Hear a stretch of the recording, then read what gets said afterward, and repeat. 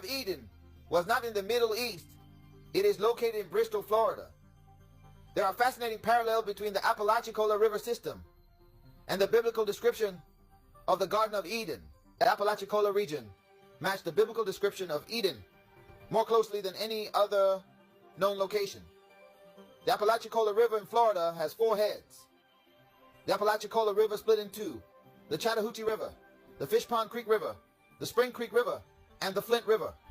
The first fact is, the Apalachicola River is the only river in the world with 4 heads.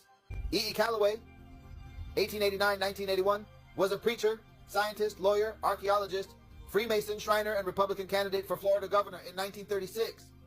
He was known for finding the location of the Garden of Eden and where Noah built the ark.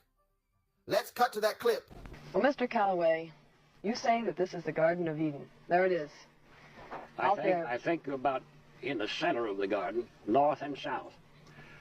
The Garden of Eden, east and west, is not over 10 miles wide, paralleling the river from Chattahoochee down to Bristol. But you're right in the center of it here at Torrey State Park, north and south, between Chattahoochee and Bristol.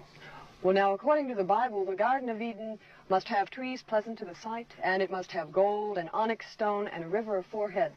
Is this one of the rivers? This is the Pison River, which is mentioned in the 2nd chapter of Genesis, when it says, a river went out of Eden to water the garden and parted and became into 4 heads. The tree life from Chattahoochee to Bristol is the largest of any other area in the world. The Bible names 28 trees. The best authority on earth have identified 27 of them here, and many, many more, including the gopherwood tree.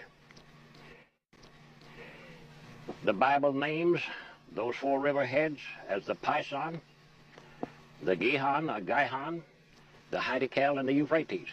The first one was the Pison. The Bible says that is it that compasseth the land of Havilah, which was North Florida, before the flood, where there is gold. And the gold of that land is G-O-O-D. The Bible used that adjective to describe the North Florida gold to further tie down the exact location of the Garden of Eden. The next verse says there's also bdellium there, which is nothing but rosin out of pine trees that God instructed Noah to pitch the ark out of, and onyx stone, which is marble.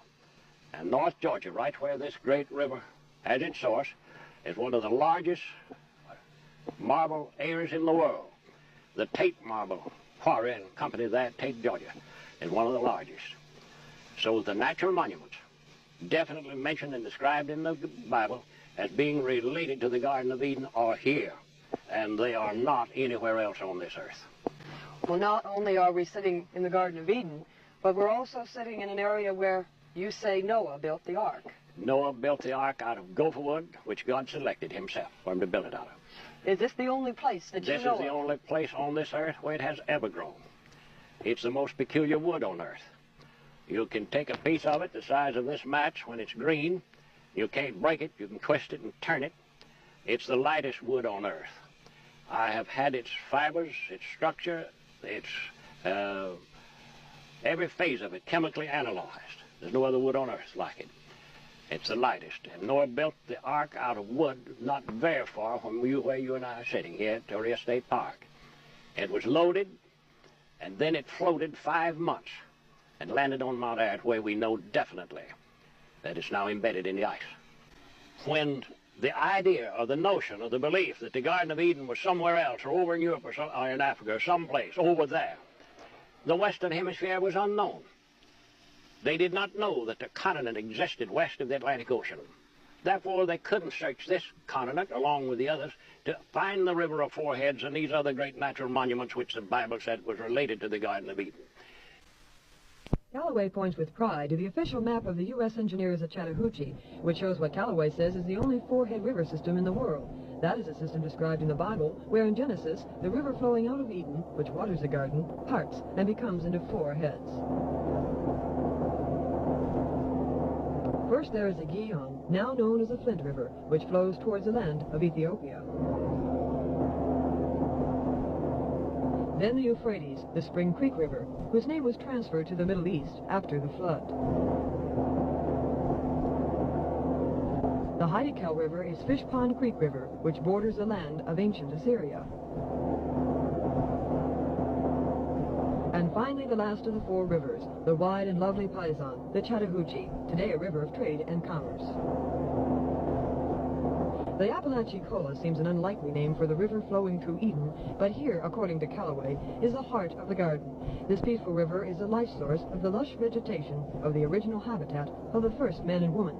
According to Callaway, the names of these rivers and the land surrounding them were transferred to the other side of the world when, after floating in the ark for 40 days and 40 nights, Noah and his family landed on Mount Ararat in Turkey. The legend of the Bountiful Garden, too, was transferred to the Middle East, where archaeologists have searched in vain for a four-head river system, such as described in the Bible. Do you know where the tree of knowledge existed in this garden, and was it an apple tree? The word apple, or the plural apple, is not even mentioned in the book of Genesis. That's been added on by fiction and superstition. The Bible mentions apple or apple 3 times, but it's speaking of the apple of the eye because it's in the shape of some apples, you know. The tree of knowledge of good and evil is a spiritual tree. God told Adam and Eve in the Garden of Eden in the 16th verse of the 2nd chapter of Genesis, of every tree of the garden, of the fruit of every tree of the garden, thou mayest freely eat. There was not any forbidden fruit in the garden. But he told them in another verse, there's one in here, that if you eat that, you shall die. And that's the fruit of the tree of knowledge of good and evil. Mother Eve thought a good long time before she made up a decision whether or not to eat the fruit of the tree of knowledge of good and evil. And she decided that she'd rather live the 70 years that God had promised them by knowing good from evil and then die, rather than live on a parity with a totally insane person or an animal forever in paradise and never know right from wrong. The key to Eden is gopher wood, the Torreya evergreen. Make thee an ark of gopher wood, said the Lord to Noah, and gopher wood grows only in this park. The tree produces a buoyant wood that would be suitable for the building of an ark. The logs of petrified gopher wood which Callaway discovered here, he said, were sawed off good and smooth, just like a chainsaw would have done. I've pointed out to man, I've proven it by natural monuments, the same as are described in the Bible, and I've given him a direction as to how to go there. And they're going to come here by the tens of thousands, not gamblers and crooks and speculators, but the finest men and women on this earth, to come here and feel. You feel something here you don't feel anywhere else in the world.